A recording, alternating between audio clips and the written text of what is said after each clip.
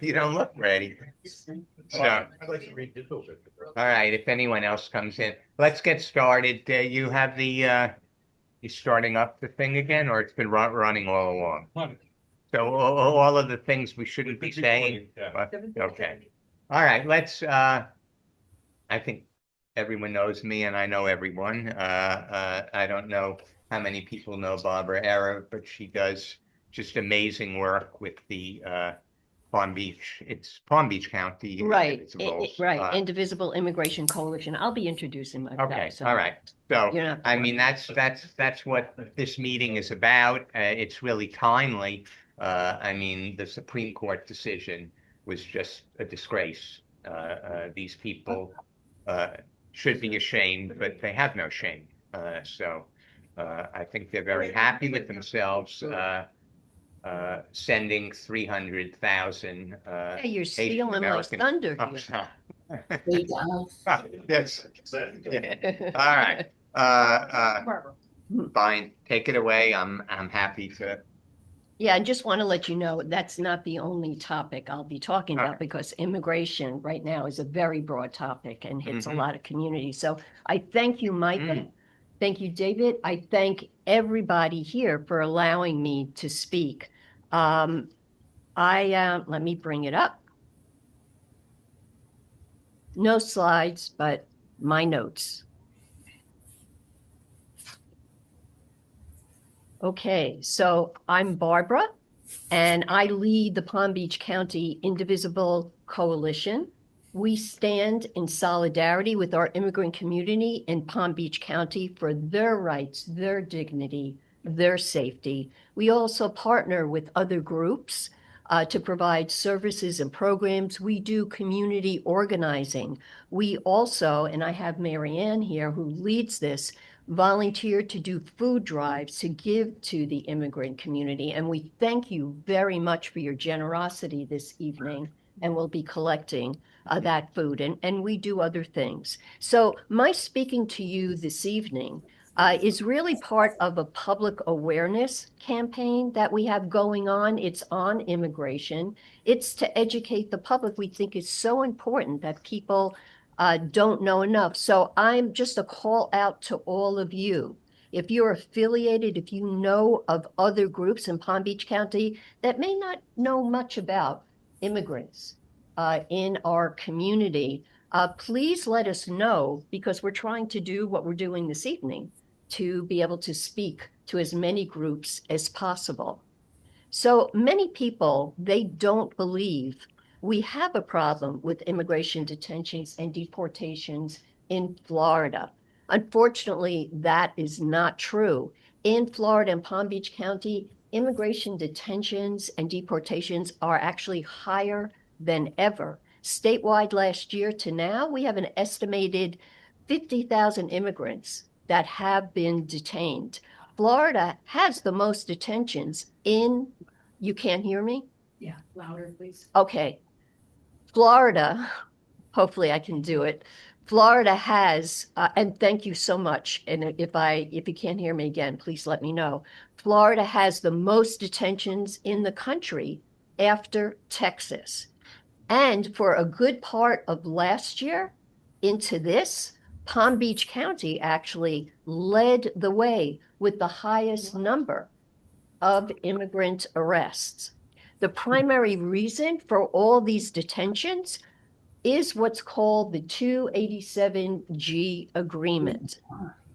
Now, the federal law says that only federal agencies such as ICE and the Border Patrol are allowed to do immigration enforcement. The loophole is the 287G agreement. So in February of last year, our state legislature, they passed a new law that required county sheriffs to sign a 287G agreement. Our county sheriff, Rick Bradshaw, signed. We had Dave Kerner, who heads the Florida Highway Safety and Motor Vehicles. That includes the Florida Highway Patrol. He signed the 287G agreement. This agreement essentially makes they designate their officers within those different offices to become ICE agents, essentially. And Which offices?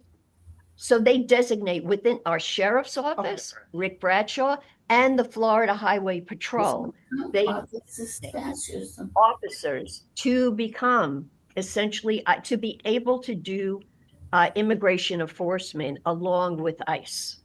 Did they ever refuse to do that? This became a law.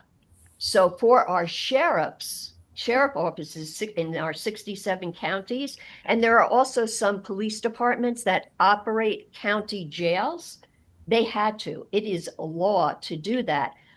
Unfortunately, and this is not part of my talk, but just a side note, unfortunately, due to the pressure from our governor and attorney general in Florida, they put a lot of pressure on police departments in municipalities, on campus police. And so we ended up with Florida, the most signed 287G agreements in the country. And so only the sheriff is by law obligated, but then they've got a whole bunch of municipalities, also here in Palm Beach County, that signed due to pressure. So the 287G program is what we call the great multiplier, force multiplier. And that is what is in Florida, feeding the pipeline of these mass detentions and deportations. One, ICE, they can extend their reach and capacity in Florida. Now they can use the resources from our sheriff's office, these police departments, and the Florida Highway Patrol. And it really avoids the public's outrage that you saw in Minneapolis, for example, when you had these ICE agents come swooping in and doing all these raids.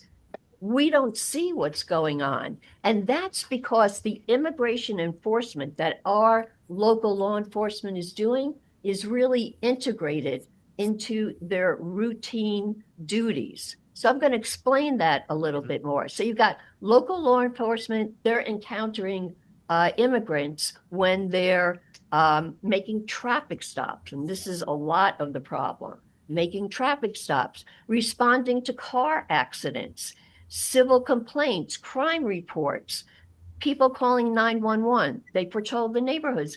These are their regular duties. Now, our sheriff, Florida Highway Patrol, would say, hey, we're not using racial profiling, but we see they are clearly using racial profiling. If they hear someone with an accent, if someone is driving on the road with a truck or a landscaping truck, they are stopping those people with minor violations and then asking for their immigration status.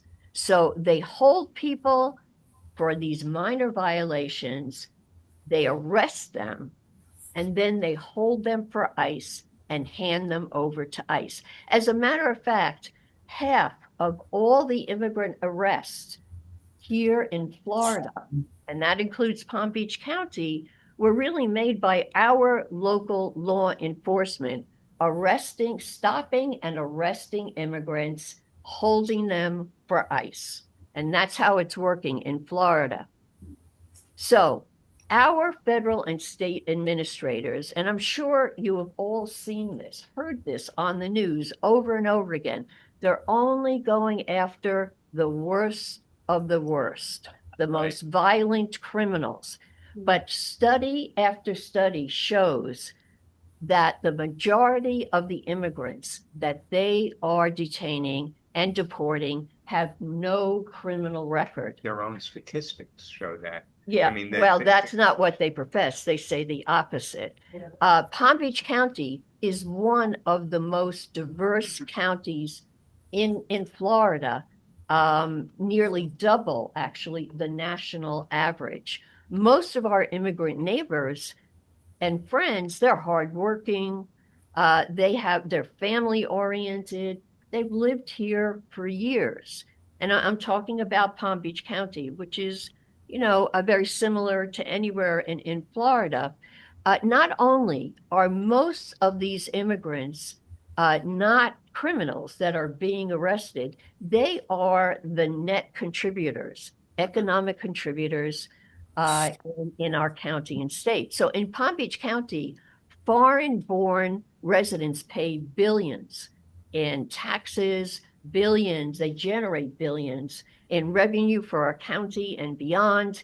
A recent analysis showed that the foreign-born business creators, the business creators have really been the foreign-born nearly actually twice as much as the American-born business owners. So immigrants are really job creators.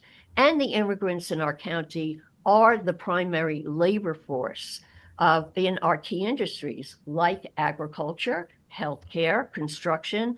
So these are the people that our law enforcement and ICE are seizing to the peril of our economy. And I would like to draw a line to add, we only have to look at our own family tree to identify the immigrants of today.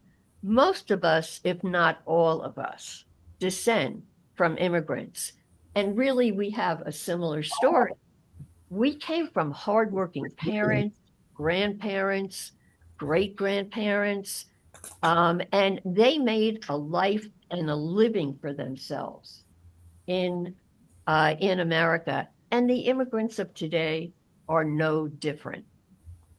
So immigrant enforcement is also arresting immigrants with legal status under the temporary protected status program, those with pending asylum cases, DACA recipients, green card applicants and holders, and in some cases, U.S. citizens.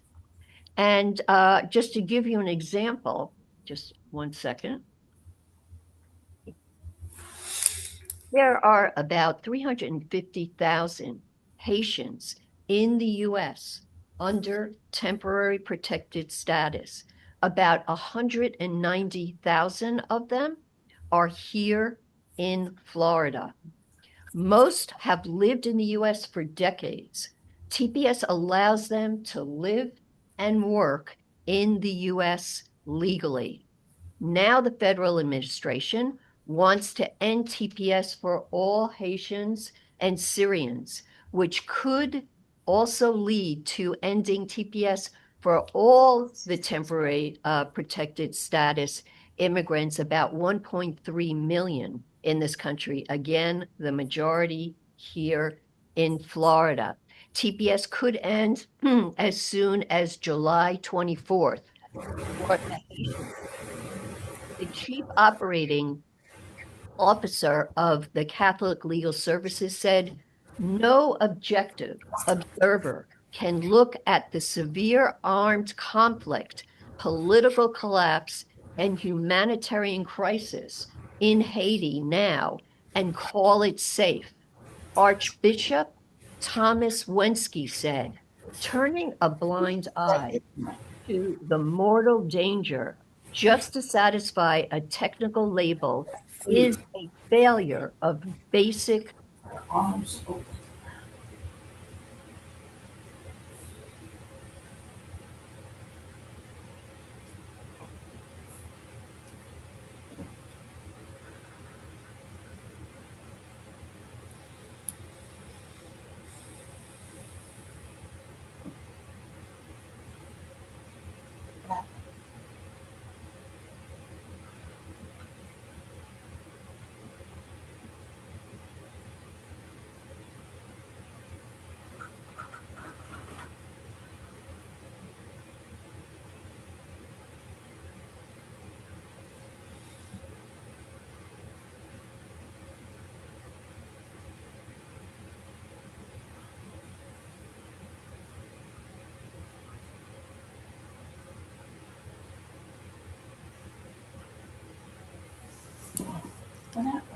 There's no audio.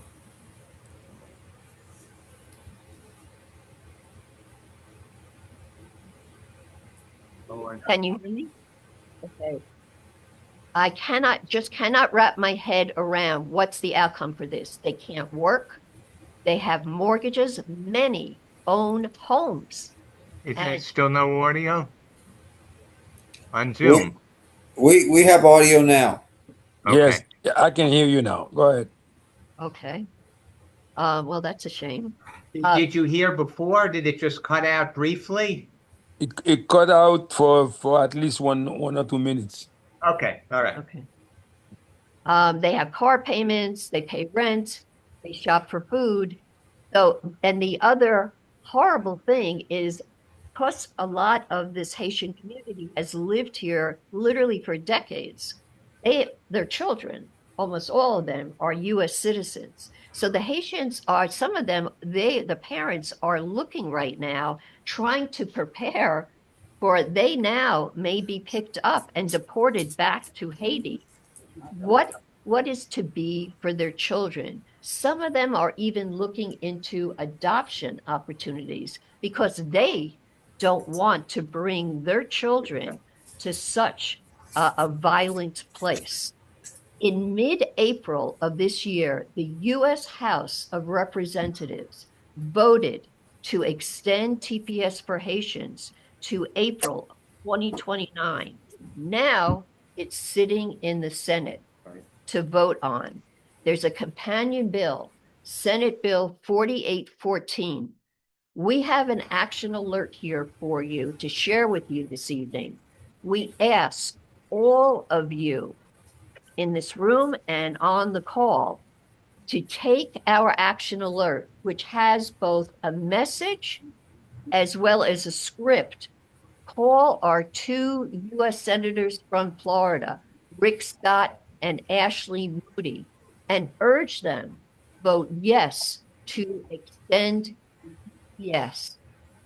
I sent it out to the entire club. Thank you. Thank you. Uh, Yeah, I had sent it yeah. to you. I appreciate that. I appreciate that. So these are the people, our immigrant friends and neighbors that I've been trying to describe to you, that our law enforcement is picking up kind of on a dragnet basis and is handing them over to ICE to put them in detention centers. Really, at this point, it's more accurate to call them internment camps. Human Rights Watch and Amnesty International investigated and reported on human rights abuses in several detention centers in South Florida.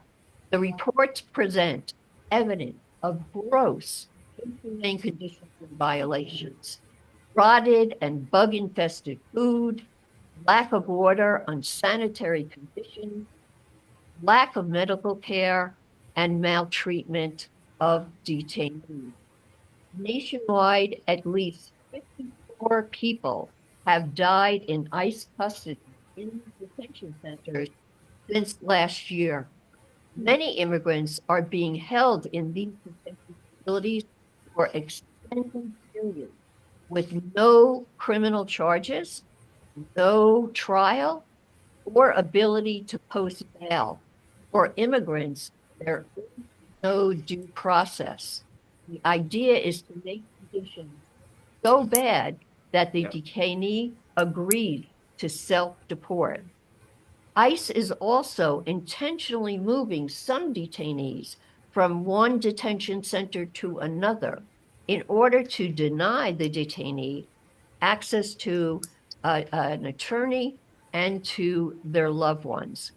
A minister of the Unitarian Universalist Congregation of Greater Naples, I thought, said it best about these internment camps. He said, these facilities lay bare the moral depravity of our state and federal administrations. The goal is to close all detention centers and to elect people of either party who show compassion for their fellow man. Isn't that only one party? Well, I know where I am tonight, but I am in mixed company at many places. You draw your own conclusion, but it's not a foregone conclusion that even every Democrat does the right thing. Or vice versa. There are a lot of, I wear this T-shirt, keep the immigrants, support the racists. I get more compliments on this than any T-shirt I have. My fishmonger, who was a registered Republican, when he saw it, he said, "We need them." He said, "Of course we need them." Exactly what you were saying. And Right.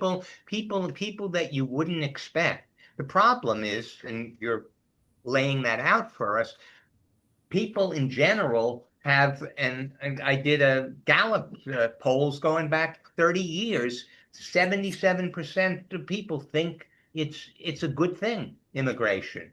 I mean, on a personal level, Right. but they don't know what is going on. But that's right. And that's why we're doing Yeah. this public awareness, because most of the people, when they do learn what's going on, they are outraged, right? Yeah. So we not only want you to be outraged, we want you to do something. And we're explaining to you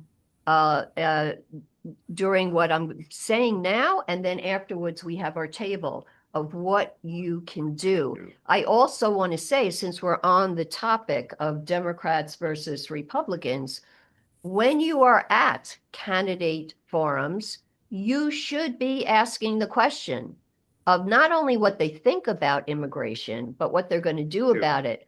Marianne, who's sitting here from our Immigration Coalition, the Indivisible Boca Raton, they had David Jolly there just the top of the week. Marianne was first online. She does have a big mouth, so we have to say that. And she said point blank, What are you going to do? what are you going to do about the 287G program? And she pushed him so that he said if he becomes governor, he is going to try to do away with the 287G agreement. And that's thanks to Marianne. Bravo. Right. And now I was on a call today with Angie Nixon, who is running for U.S. Right. Senate. She wants to do away with ICE, which I think at this point, that's the only thing to do. Can I make a comment? Yeah. Okay. I think most of us run into our city council people and our mayors on a daily basis through our activities. And we need to challenge our city council and mayors to insist that their local police departments do not sign up an agreement with ICE. That's under the radar. No one is understanding that our local Democratic Party councils are their police departments are doing exactly what you're saying on a daily basis through their local police departments. That's right. And Jim, I'm so glad you brought that up, because we do work at the municipal level and county with our county commissioners. Most of them, they say, hey, there's nothing that we could do. It's not our problem. We think it's bad. But we have, and we can give you the list of the municipalities in Palm Beach County that have signed the 287G and those that haven't signed yet. So we are trying to, and we sure could use the help. Jim, I would love to follow up with you about trying to get more of us at the local level, at the city level, to help us. You are spot on. We need, and we could coordinate with you and talk to you about that. I think it's so critical. I'll get in touch with Cantwell afterwards and get your number. Great, Yeah. great, thank you. But are you saying the police have to? The sheriffs have to agree. The sheriffs have to agree. But are you saying on top of that that some I was saying municipalities are saying? That's what I was saying earlier. That be through pressure from our governor, Right, and attorney generals, even though it is not law that municipal police departments or campus police have to sign the 287G, they succumb to pressure from just political pressure, threats. I'm not going to get into the details. And so, yes. And I put just a little bit more nuance to that. Sure. So what they do hide behind is Florida does have a law that Sanctuary cities, and Yeah. so that is the lever that they're pulling Right. to pressure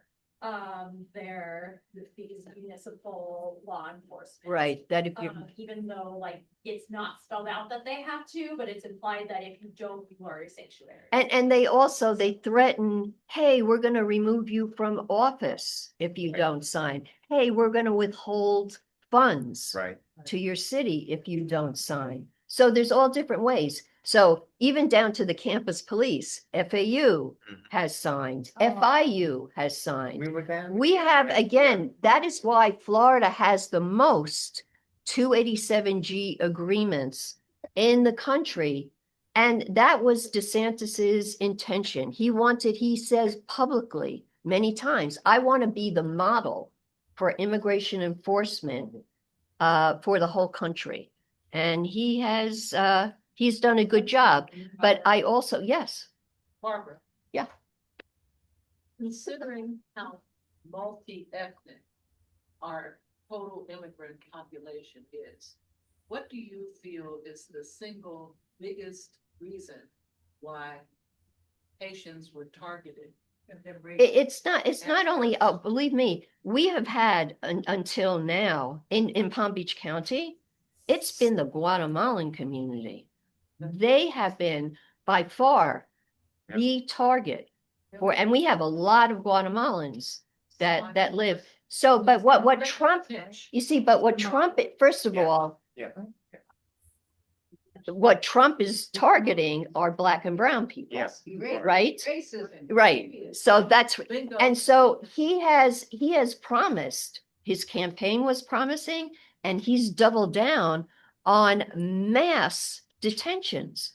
So not only were they looking for, even though he said, hey, I'm just going to go for the criminals. No, to achieve his numbers, he was going after all immigrants. A lot of them have lived here for years, have pending asylum cases, whatever, but they're not all documented. But what I was explaining, but Some are given a carte blanche to come. And I'm no, thinking that specifically of that's the South Africans, South that, well, white people, white people.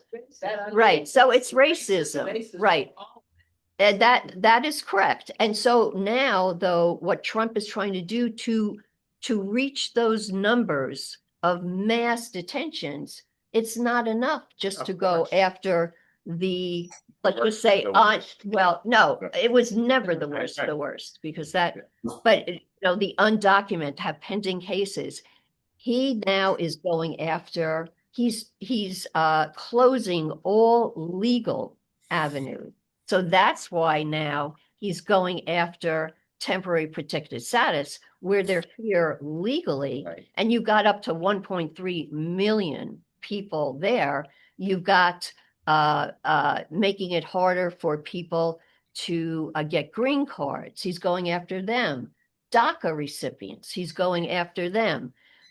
So there's just, he's going after all immigrants, right? And he's making it sound, and we can just harken back into our history, where you start talking about immigrants as the other, non-human.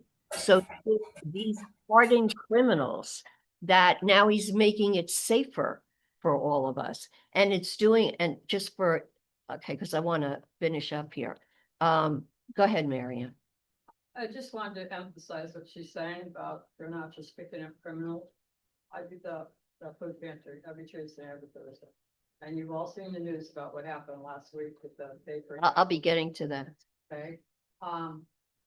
They had to shut down the food pantries in that Tuesday because people are afraid to come out of their homes. Right.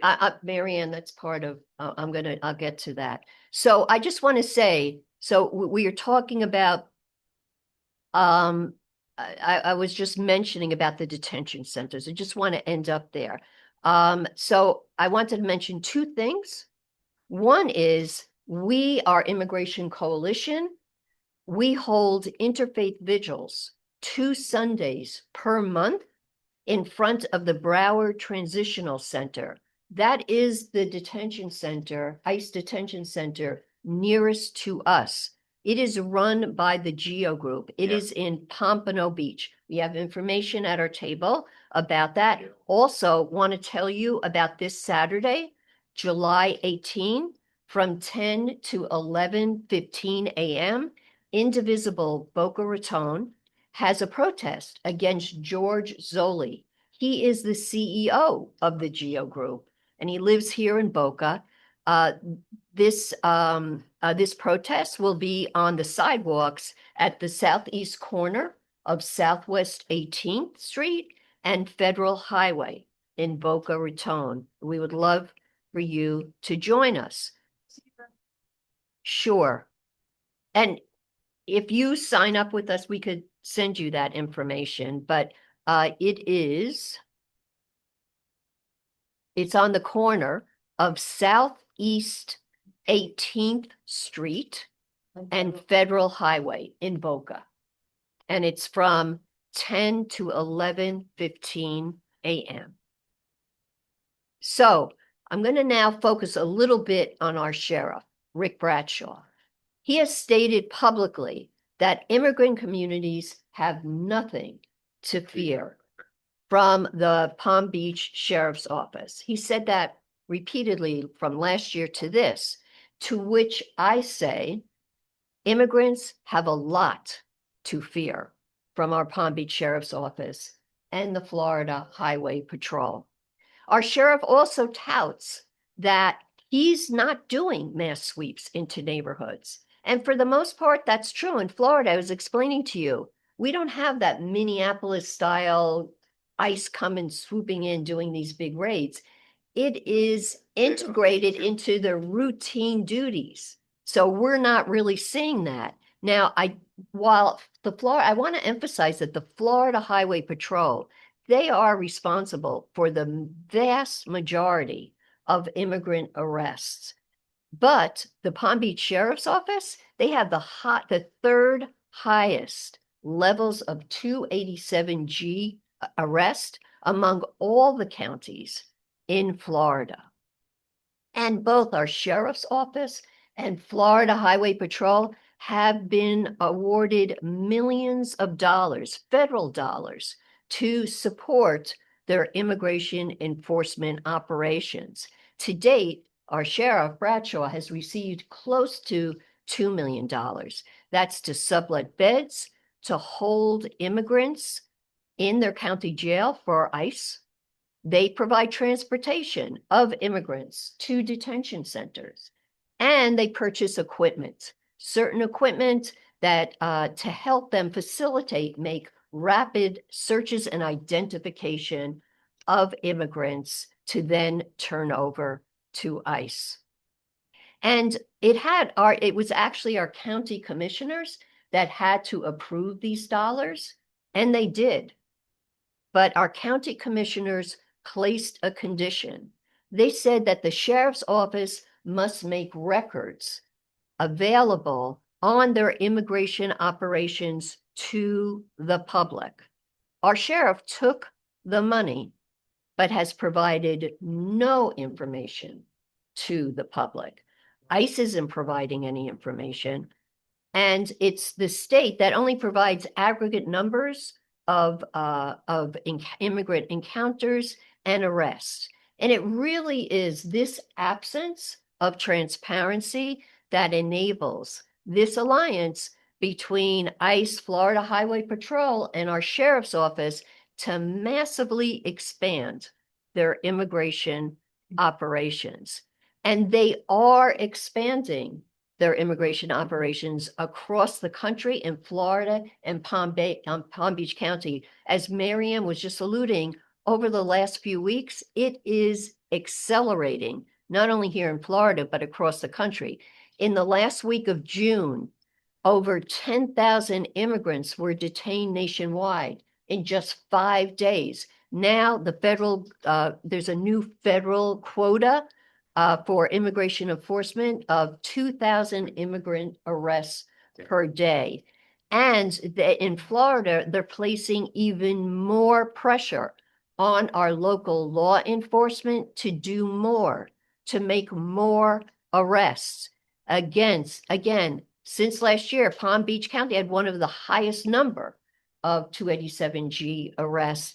These arrests are happening on a daily basis. We actually have neighborhood watches. So we know every day they're out there that here is our law enforcement out on the streets picking up our immigrant neighbors.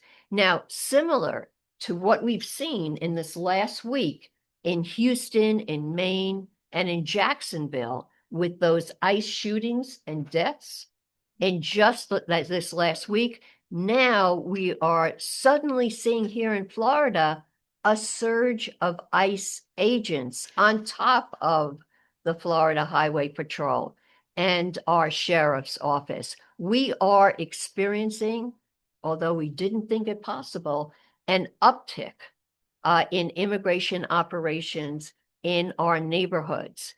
I'm just going to give you one high-profile case to give you an example of what this looks like. In particular, it took place last Thursday in Lake Worth Beach with the arrest of Jacob Zapedo Castro. He is the owner of Quetzal Bakery. While he was inside of his bakery, dozens of federal agents, sheriff deputies, the Florida Highway Patrol surrounded his business.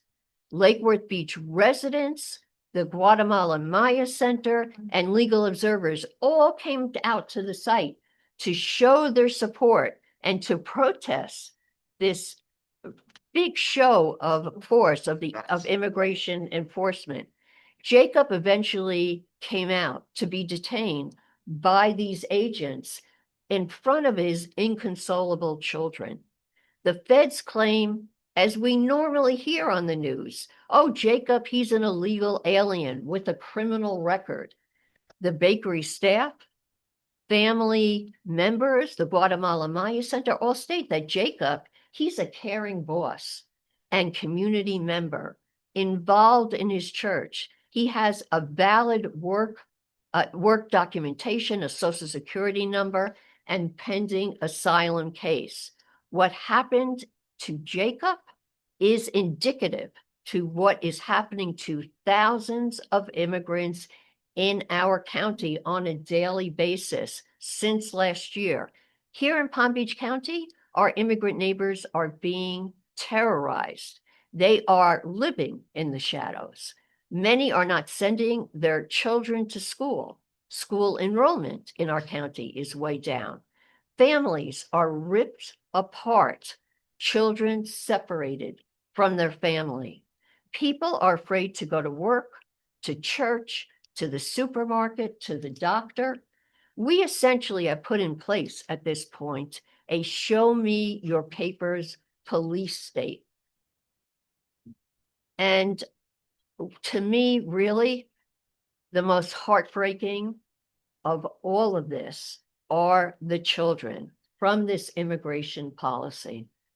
Prior to the current administration, the immigration policy was to avoid, with all prior administrations, avoid detaining parents with children, but no longer with this administration. The Brookings Institute in May came out with their own report, and they estimate about 205,000 children nationwide have lost at least one, if not both parents, to mass detentions and deportations. In Palm Beach County, we have many children that they have fallen victim where they've lost their parents or both. And we know that a lot of them, they're not being handed over to the state, but a lot more investigation needs to be done on what is happening with these children. I'm just going to give you one example to a very treasured person in our Palm Beach County community, Olga Perez. She has lived here for decades. She had her own landscaping business. She provided services free of charge to the community. She even worked as a translator for the sheriff's office. Last November, she was driving in her landscaping truck to her business. She was pulled over by the Florida Highway Patrol. She was placed at the Broward Transitional Center at first, and then she was transferred to a detention center in Arizona. And there she was for 8 months, enduring that with all the maltreatment that I've been explaining to you. Now, she has 4 children. Her eldest had dreams of going to college, but could no longer. What she had to do is take over the family landscaping business and care for her siblings. And Olga, maybe I think it was July 6th, actually, she was deported back to Guatemala. Her children, who are US citizens, have stayed here. This is the type of thing that is going on over and over again. We have the Guatemala Maya Center, which is an immigrant rights group here in Lake Worth Beach, an absolutely indispensable organization. And this is just one other example, but there's really various examples of what's happening with the children.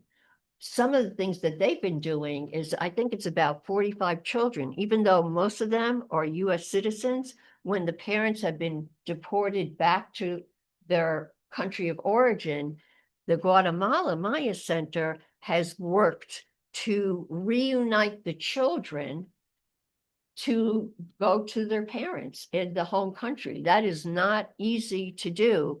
And you have to think, most of these children, they don't know they grew up in the United States, and now their whole life is changed. And the other thing, just as an FYI, what the Guatemala Maya Center does that is so critical is they do family preparedness.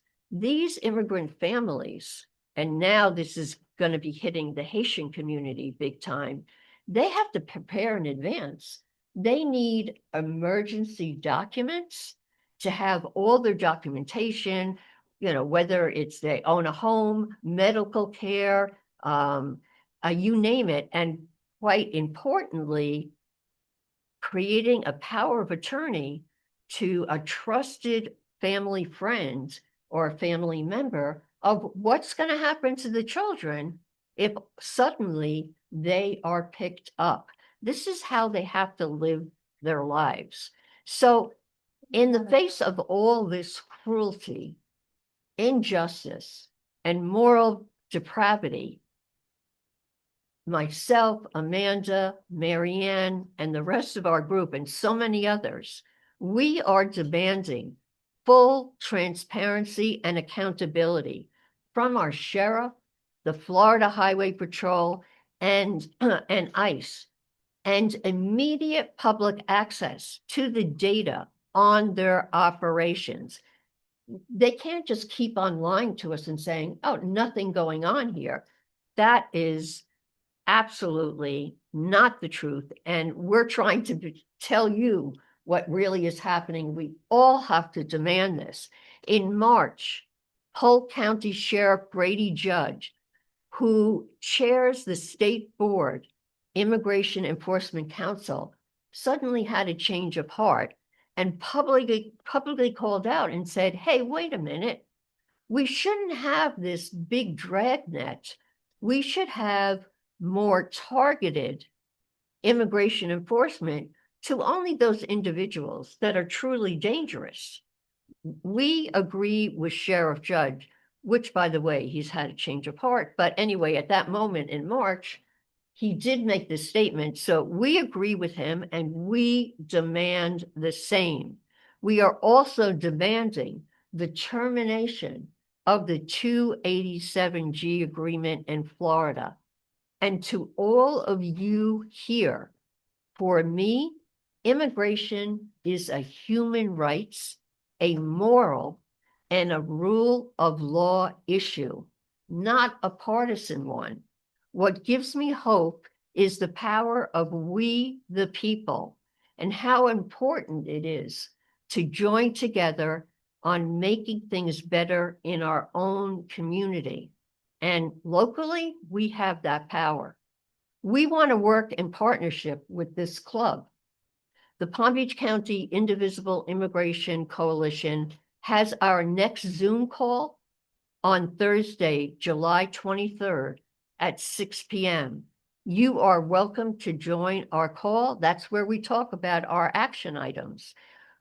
And we also have a table here in the back with our petitions and other information, and we invite you to stop by. So again, thank you for listening to us, and I hope that we can work together. And if you have any further questions or comments, we certainly welcome those.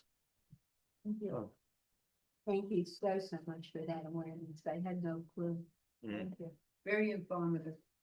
Thank you. No clue it was that One much. of the things, one of the contradictions in our country at the moment is when you have people like Musk and Stephen Miller, which happen to be two of the most productive people I can think of, talking about how our birth rate is too low. We Right. don't have enough people Right. in the US, and then going out and throwing out people who want to be here. But they aren't people Yeah. in their In minds. their That's- minds. Yeah. Right. But that has always been the distinction and the strength of America. It was immigrants. Yes. And yeah, Well, Statistic that look up here. Immigrants make up approximately 23.1% of Florida's population. That's, actually in Palm Beach County, it's even higher. well, Miami-Dade is way higher than that. Mhm. Miami-Dade is 50%.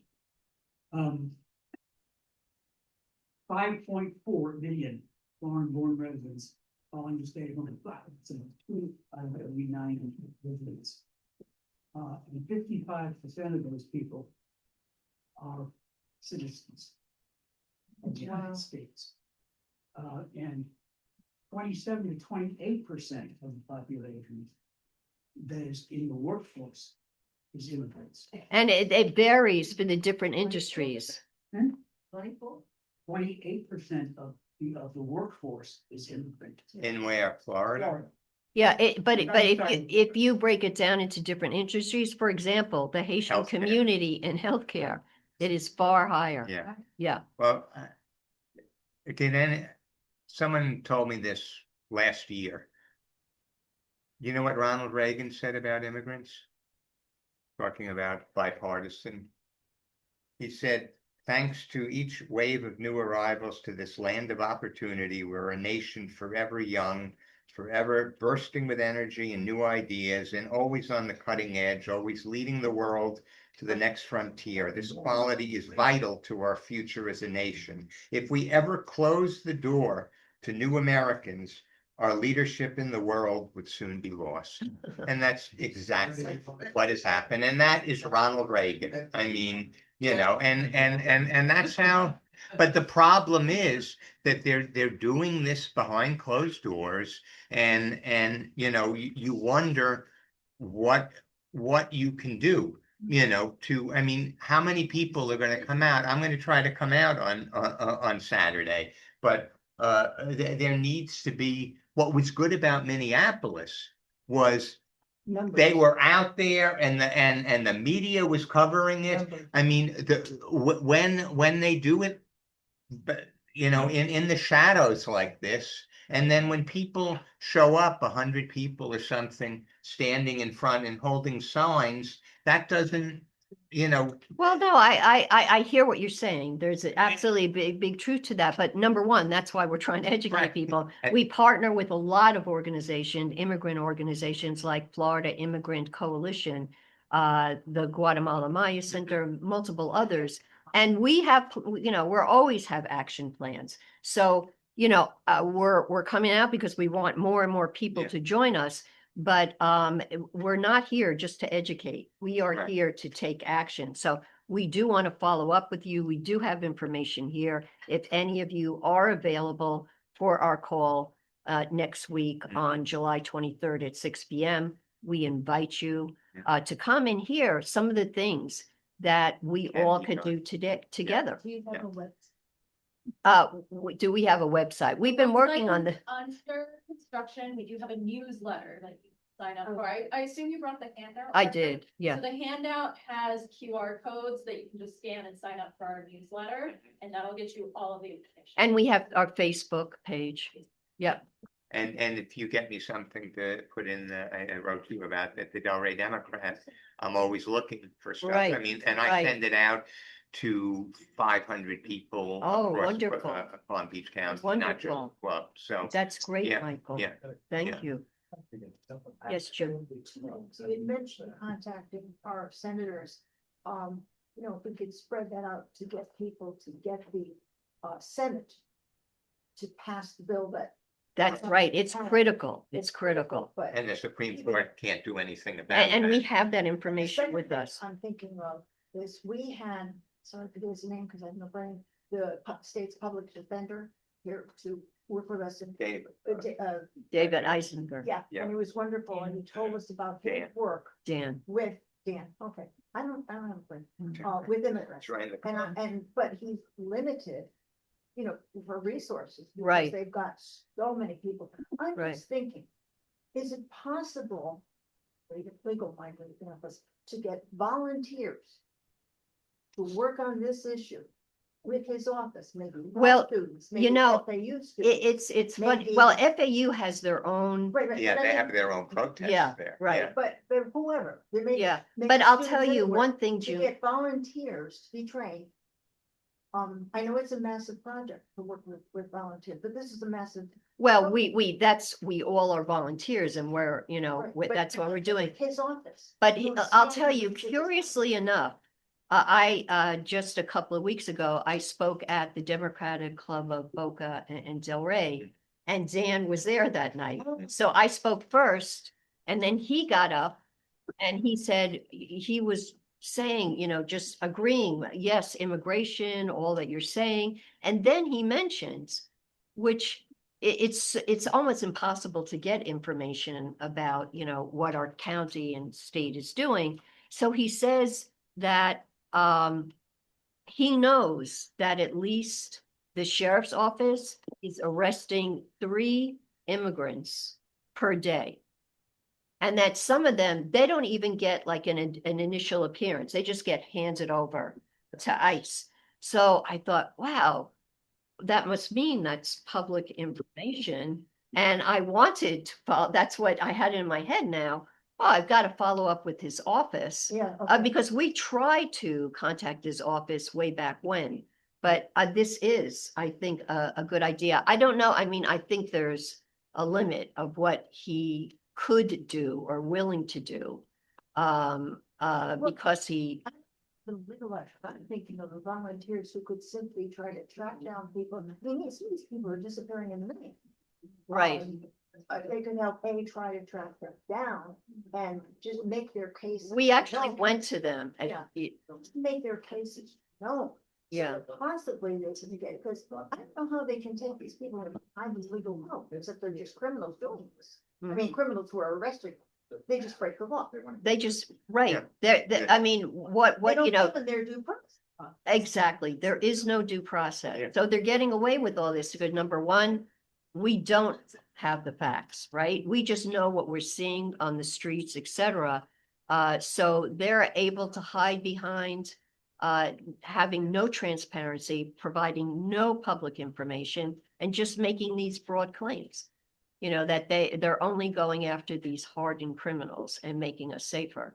As a matter of fact, because immigrants now, you know, it's always been so critical for our local law enforcement to have a good relationship with the community, to be a trusted actor.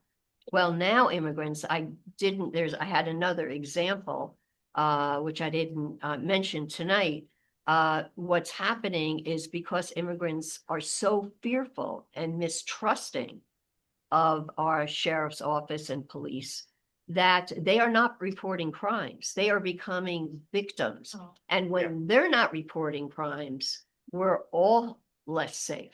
So it's making the entire community less safe. Okay. I'm actually going on a cruise. We were supposed to go to Labadee, which is Haiti private part of Oh. Royal Caribbean. And even though it's their private roped off sector, it's considered dangerous enough that they canceled it. Right.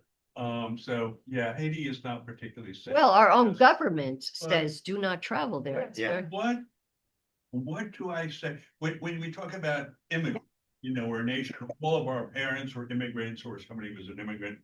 The thing they say is, but they came legally. Now, I'm not actually sure that they did No. come legally. They did. No. And they got out. But the question is, how do you, so I have a friend who's an immigration attorney, and I asked her, why don't people just do it legally? Right, because And her there are answer no is basically, avenues. there is no path. There is no If you avenue, don't exactly. Already.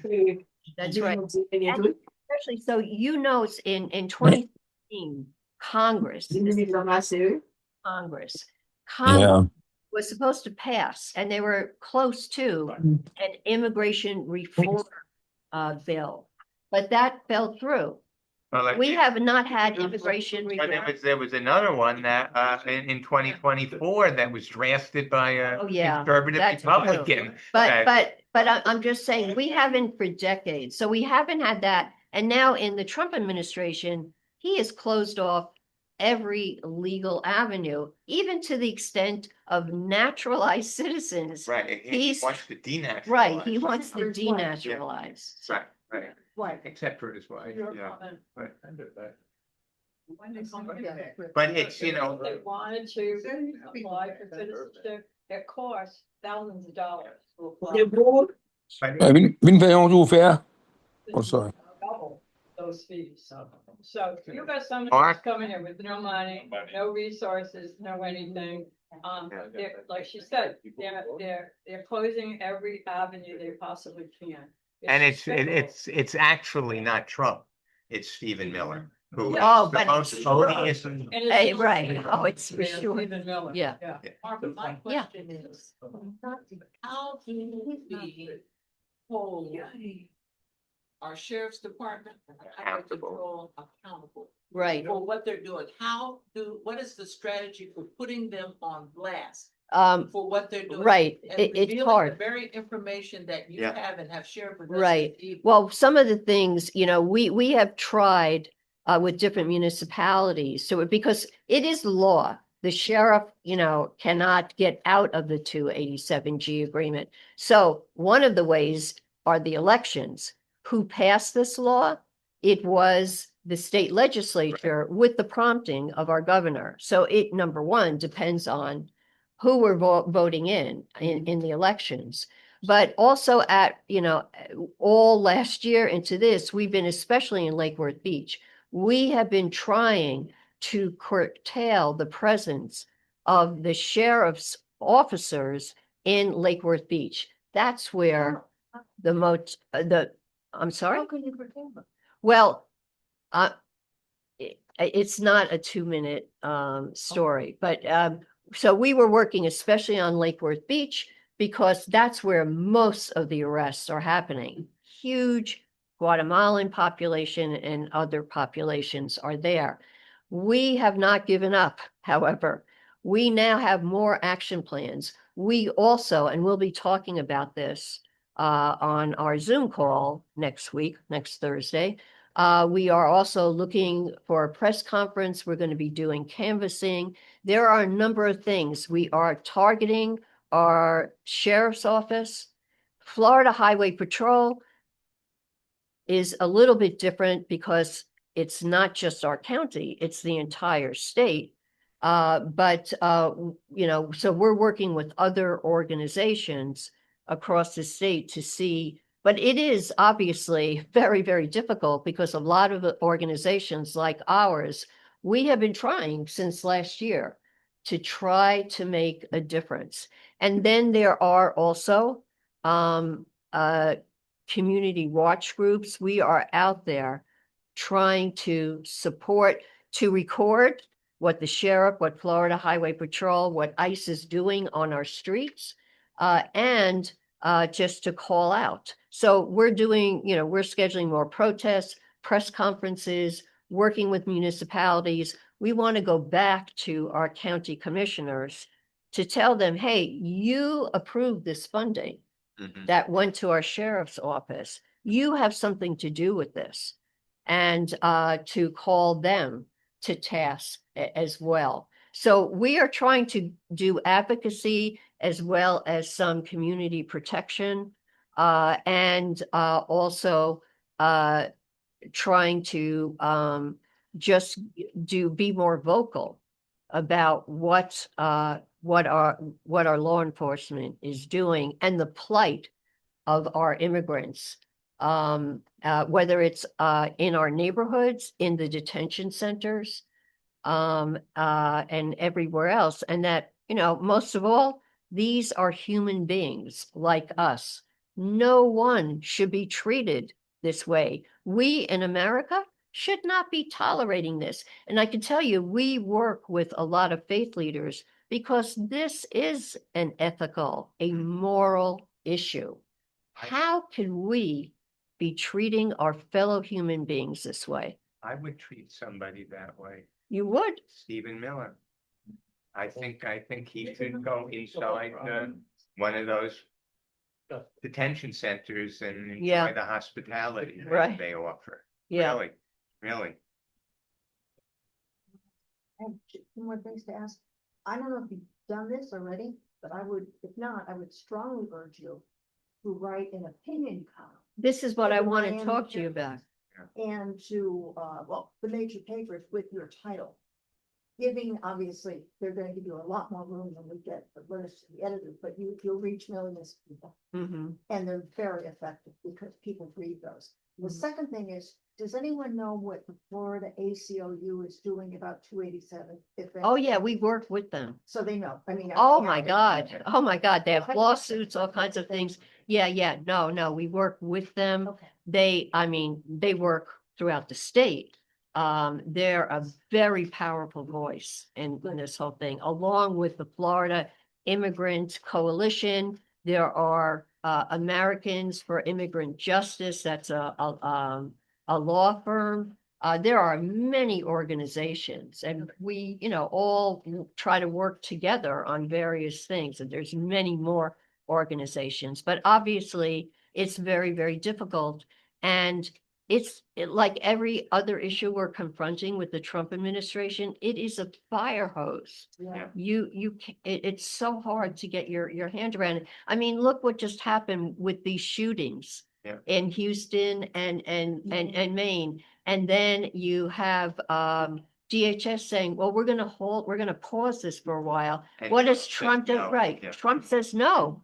Full force, go ahead. So this is the kind of administration we're working with. Moral depravity. Yeah. is Yep. the best description. Yeah. Linda Jackson says that Stephen Miller works for Trump, so I think the buck stops with Trump. Oh, I yeah. don't think he's got the brains to really No, he do doesn't. any of this. You can almost feel more sorry for Trump than Miller, because Miller grew up in a nice family and they were good people and he was well treated. And, if you want to make a case for the evil seed, that was him, the bad seed. Yeah, but He I was just Trump's father, the whole rot. Yeah. Yeah, I mean, it's Trump that's allowing Yeah, Stephen of Miller. course it is. Yeah. Yeah, He looks Yeah. like Roy the Bone. He does. Well, that was Trump's, Where's my Roy the Bone? yeah. He found him. yeah. So, So okay, thank you. this has been Thank you great. so much. Yeah. I appreciate it. And we'll we'll stay in touch. And please, Please. if you send me some, I I will. still haven't done the July issue and I would Okay. love to put something in it. I would absolutely. Yeah. Thank you, Michael, for this opportunity. I Oh, greatly please, appreciate no. it. Yeah. Yeah, this is, and you'll see, look at that room there, the whole desk is filled. We'll bring it out to your Oh, car. wow. So Okay. you'll, Oh, I have to tell Mary Ann. And everyone, please stop by the table there. We have action. I